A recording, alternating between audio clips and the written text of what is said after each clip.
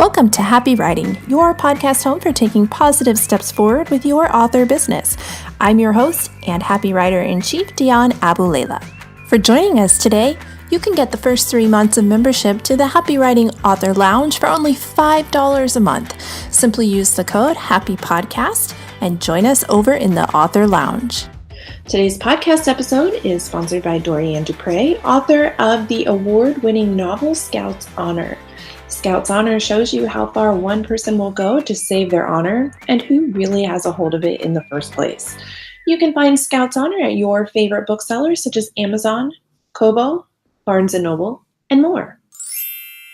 Good afternoon, Happy Writers. Welcome to this week's edition of the Happy Writing Podcast. I'm so excited to be joined by Jim Ellis today. He is a man of many talents and somebody that I feel a lot of you will connect with. Jim is the founder of Legacy Productions, which offers writing and video services. And he also has a background in journalism, filmmaking, screenwriting, playwriting, and of course, much, much more that hopefully we'll be able to talk about today. So welcome to the Happy Writing Podcast, Jim. Go ahead and introduce yourself. Oh, thanks. Yeah, thanks for having me on. Legacy Productions, it started in 2000 when a friend of mine and I thought, let's make a movie. Let's make a movie. And it was after she directed a play of mine that was produced in San Diego for a festival, the Actors Alliance Festival. And I remember standing outside of this theater. And, there's a certain amount of energy and money that goes into producing a play, a certain amount. And then we're standing outside and we said, let's make a movie. And we're all hugging with the other actor that was in that play. And it's like, yeah. And then, of course, we didn't know how much goes into actually making a movie. But we ended up making a movie called Legacies.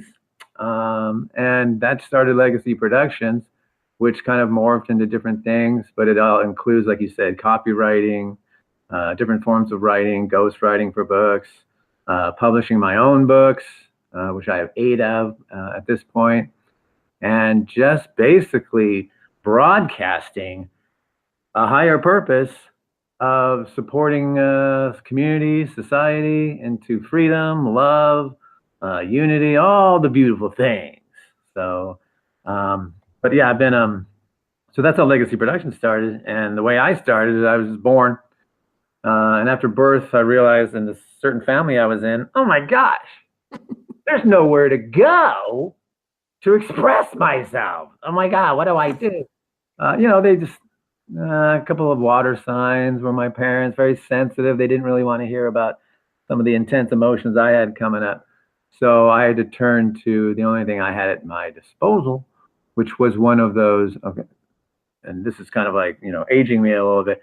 Before the time of iPhones where you had electronic calendars, there was something called desk calendars.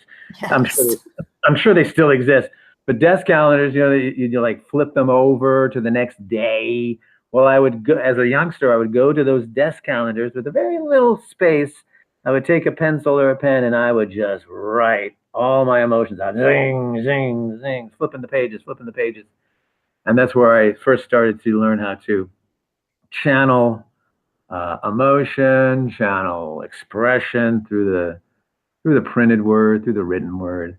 And it's been a savior of my whole life, is to be able to write, to be able to express myself in that way. So that's a little bit about me.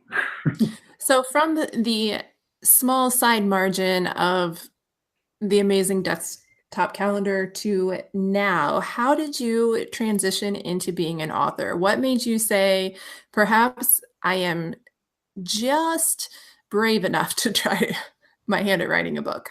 Yeah, because not too many people will be able to see that desktop calendar. So what happened is when I was in high school, very, typical, high school, right? There's a lot of doubt, a lot of who am I? What am I doing? What am I good at? I was very shy.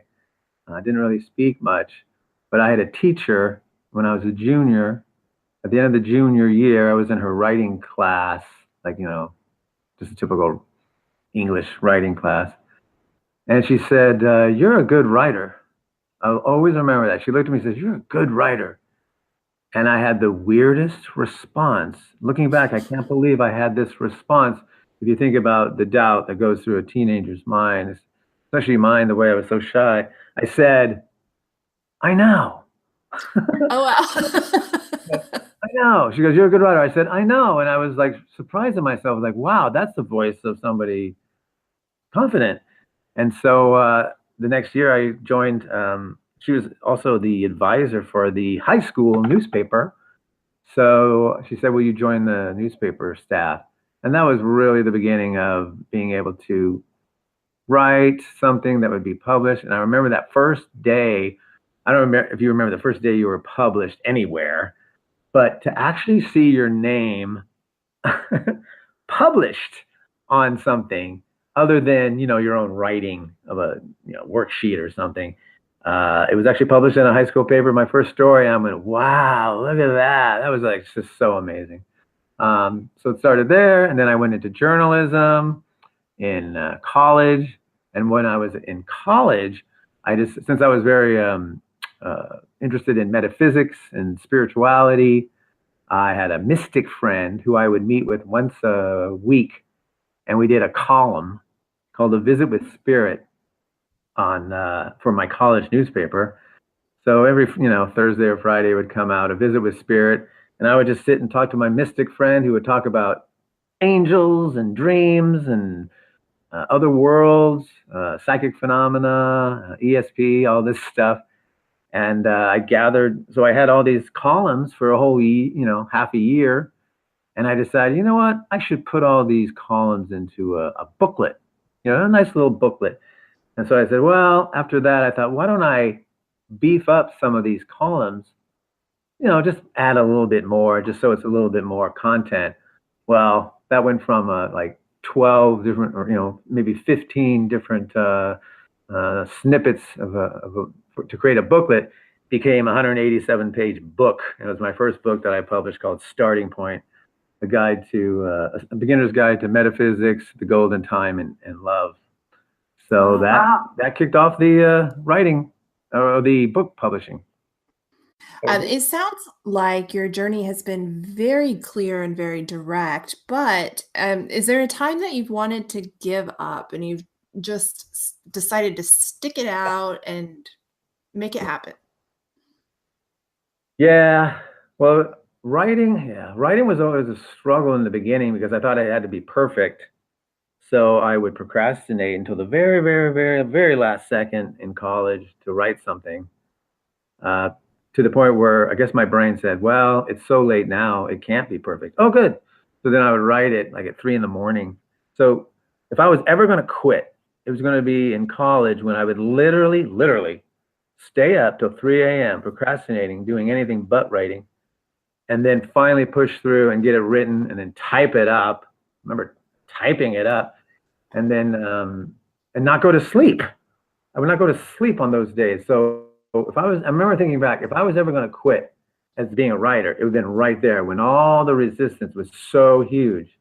So from then on, I just got better and better and faster about being okay with it not being perfect. And then just after, years and years of, I guess you'd call success, of being able to match what's on the inside with what's written on the outside, I just had a certain amount of confidence. Though I must admit, recently, only in the past 6 months, have I said, I want to curse here, but I won't. F it. This is it. I write all this stuff. Things aren't selling like I want them to. On Facebook, a yoga teacher, who's just does yoga, she'll publish something. Hey, look, I wrote this. She'll get 1 million likes. Oh, we love it. Oh, you're so great. I published something I spent, a long time to really think through and write out. And there's like hardly any, maybe 2 likes, maybe none. I'm like, F it, man. This is it. I am done. I don't, you know what? If my God-given gift doesn't matter to other people, forget it. I'm just going to go, till the land, move to the woods. I don't know, just do something else. But Yeah, I think a lot of authors are going to relate to that, especially today where the competition is so heavy. And like you said, somebody can publish something that maybe didn't put as much time and effort into it, but they have a huge following from a totally separate reason, and then find themselves in overnight success that makes us question why we write in the first place. Could I mention what helped me through that one? Absolutely. That was only like, well, it was Mother's Day actually, so it was May. This month, only a couple of weeks ago, I was saying, hey, I asked my wife, what do you think? What should I write about for Mother's Day? You got any ideas? And she said, you know what story always got me, moved me? It was in the story you told about your mom, how when you're in high school and you were heartbroken, how she told you, you know what, Jimmy, if you she could tell my mother could tell I was heartbroken. So she said, you know what, if you ever want to talk about whatever you're going through, you can tell me. Again, remember, I was shy, didn't speak much, didn't trust that I could share my feelings, but she opened that door, my mom did. So for Mother's Day, a couple of weeks ago, I wrote that story. And as I wrote it, and I was going to post it on Facebook, but here's the key thing. I write the story, it pours out of me, it's pretty much a flow. And after I was done, it was the phrase in my head, this is enough. I've done what I am to do as a writer. I had something I wanted to share and say. It came out, and I am satisfied. And I just felt this. It's like, you know what? As I post this, it does not matter if people click like or angry or whatever. I did it. And so either they don't understand what's here, which is really awesome, or they have some other reason, or maybe they didn't see it. It didn't matter in that moment after I wrote it, whether anyone liked it or not. And that satisfaction, just that feeling inside that whatever I wanted to share, it came out purely, that was enough. And that was very helpful to keep me going. What you've been through is almost like the perfect segue into the meat of the discussion that I want to have with you, because we put so much focus onto kind of like that social validation right now. And this can lead to a lot of miscommunications, not only with ourselves, but with those that might be potential readers. So you've actually written a book called or it should be Huh? Yeah. Right. My inflection's totally off there. The Joys, Sorrows, and Comic Relief of Miscommunication. And so, like I said, in a little bit of what you've alluded to about communication is daily part of our life. Being a creative might revolve around the way we are communicating with others and how they're communicating with us. What tips do you have for authors in this digital age to avoid drastic miscommunication with a digital audience, or from taking those communications to heart? Right. What's funny, the book you're mentioning, there's a question mark after but what that book does is it teaches about communication through a satirical viewpoint of teaching people how to miscommunicate. So what it does is it outlines how we basically blow it, there's so many strategies that we actually have in our minds that support us into miscommunicate. So I outline all of those. So it's kind of like you got to read it, and it's kind of a fun, approachable way of focusing on communication, is to laugh at ourselves of how we miscommunicate. Plus, how many communication books are out there? Tons. I guess they're not doing their job, so this one will probably work.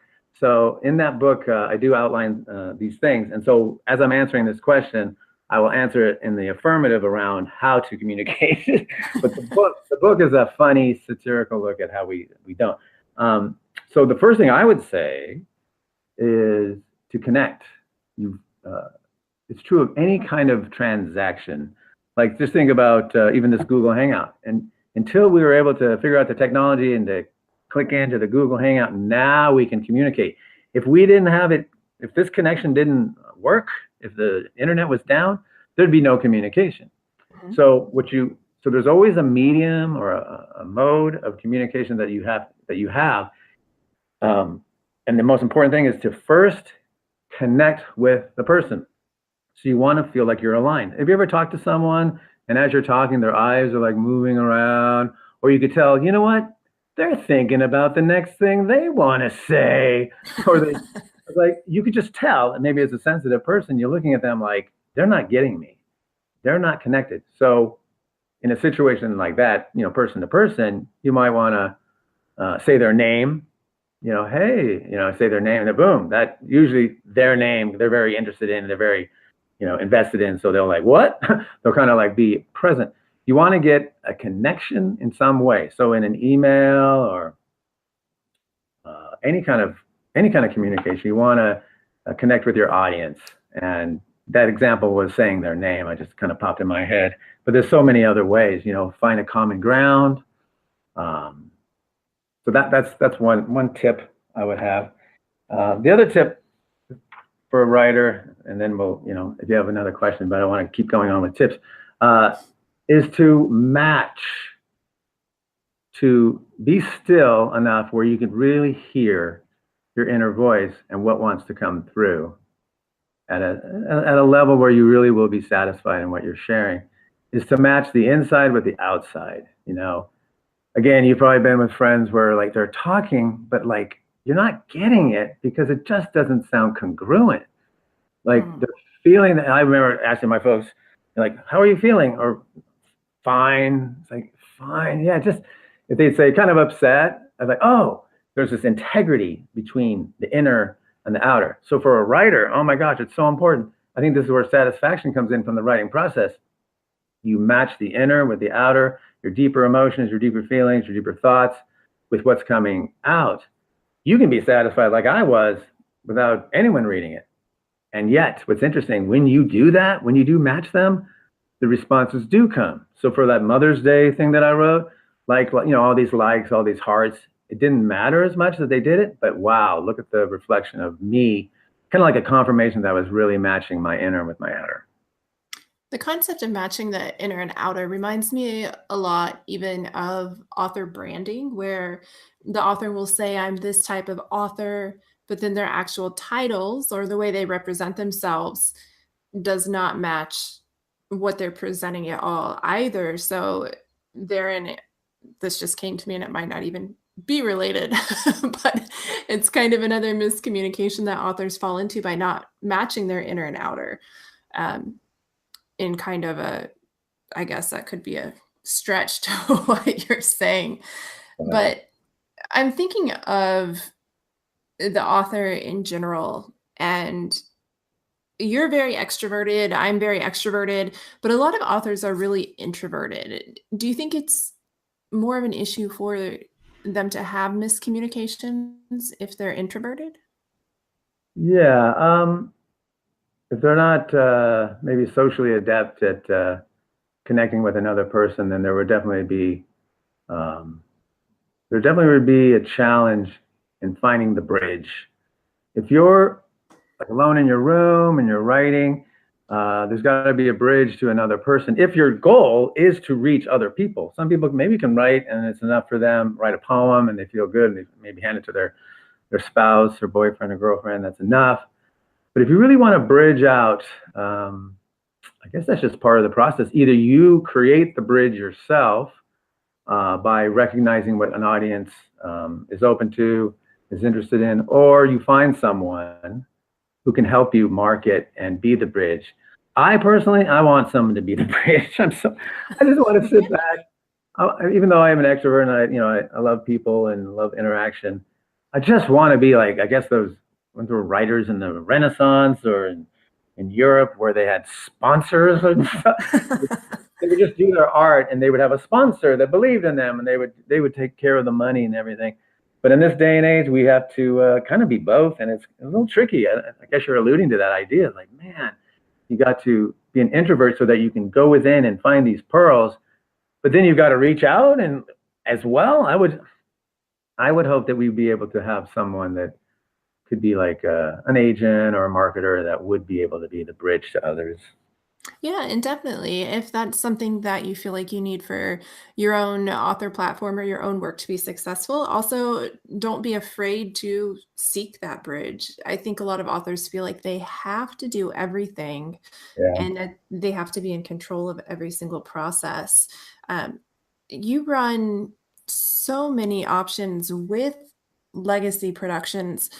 How do you keep it all organized without falling prey to your own miscommunications, or is that just part of the fun? Right. I got to the point where it's the next indicated step because, yeah, if I look at, I have 8 books over here I need to market. I actually do this special service where I write what I call poetry portraits, where I can interview someone about anything, and then I'll write a poem around their sentiments towards another. And so that's another thing I offer. And then ghost writing, and then videography, and all this is supposed to also find others to pay me. Then you have to put that hat on. I don't know if you have that sense of, or that if you're consciously connected to this idea of like the right brain, the left brain, um, sometimes it's like, my left brain. Okay, yeah, my left brain is like, oh, well, that's rational. Like, oh yeah, go out and pay the bills, and time and space, and find money, and do business deals. And then the right brain is, oh, just timeless, space. There's no time or space. It's just creativity and this flow, without any borders. And I'm like, sometimes I'm trying to put them both in the same head, and I'm just, oh, it's just such a battle. And that's what I think of when you're talking about, um, like introvert, extrovert, and being in the world, and also being creative. I think it's a huge challenge, and the more power to us to be able to focus what we need to focus on. And for me, it's next indicated step. Is there something for me to write? Is the electricity bill due? Like, what is the next step? Let me take those. And the other most important thing is to create a space that is timeless. I don't know if you've had this. Like when I'm writing, I don't want to think, okay, I got 15 minutes. Let me go. Oh, I got 5 minutes. I can just jot some more creativity out. That's not the way I work. I need this timeless space. So what I've done, I think a lot of writers have done this in the past, is either go away, like go to a cabin, or for me, it was, all right, it's 11 p.m. Here I go. Because something magical about the night, it's like, even though it's not infinite, it just feels that way. Like from 10 p.m. to like 2 in the morning feels like forever. I don't know if time slows down or what, but that's when I sort of answer your question, like how do I deal with all that? Like next indicator step, and then I look for those infinite spaces where I can dive in and just be with my creativity. That's really a great tip is that you have to find what works for you and work within the boundaries that you allow yourself to have, and whether that's waking up early. I've talked to some authors that wake up at 3 or 4 in the morning, or whether that's recognizing that you like to write at night. And just allow yourself to be present and be confident in the time that works for you. What do you love most about the author side of your work? um, it's funny because I just, and having just told that story about, wow, I wrote it and it's enough, having found that, I'll tell the truth. I'll admit it. The time I get the most bliss, I mean, I'm talking bliss, like, oh, my eyes are fluttering and I'm in this heavenly state, is when somebody has read something of mine or seen something produced, like a play or a film or something, and they're moved. You know, they're either laughing, crying, or they're like letting me know, like, wow, that really touched me. That really moved me. What I normally do then, again, I'll admit this, I go back to the writing and I reread it. And as I'm reading it, I'm just in this like, I don't know, I'm just so happy that something that came through me touched another life. Mm. That's nice. That's really nice that it's really gives you joy to touch somebody in the terms of, and even I think a lot of authors at the end of the day, whether it's 100 people or whether it's one single person that reads their work or sees their work and walks away from it feeling like, wow, that really hits me, then that's what does it for us. I know I agree with that. I can't even put into words what I'm trying to say in relation to that. You know, I agree too. Like, it could be one person, because what I do is that it could be one person says it, but when I go back to the writing, and I usually do that, go back to the writing, and when I reread it, I'm a little distant from it, and then I'm reading it through their eyes. It's like another opportunity for me to enjoy the writing from a different viewpoint, because I'm kind of living through whoever enjoyed it in some odd way. So yeah, it's just a chance, I guess, to acknowledge the self, which I think writers need, just to be able to be acknowledged for being on a path that doesn't always bring in the big bucks, if rarely.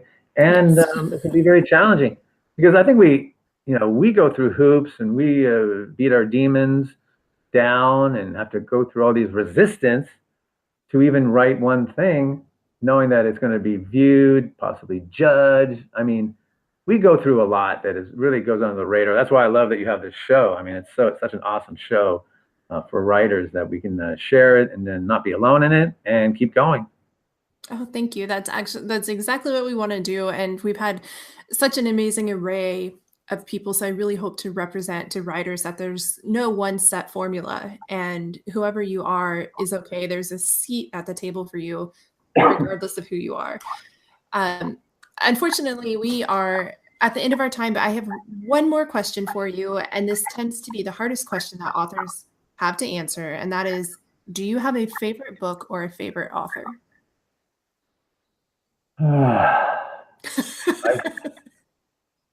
Wow, I've always been. I feel like I'm full of admissions here. Or as a writer, I don't. I don't. And I've been made fun of about this. Like, I don't read that much. I know that's like almost, horrible thing to say. It's like, what? You don't read that much? I'm writing so much. You're not alone. Yeah, I'm thinking what comes to my mind, and this is kind of a offshoot, but it just comes to my mind. I'm reading a book right now, and it's a lot of quotes, or actually monologue.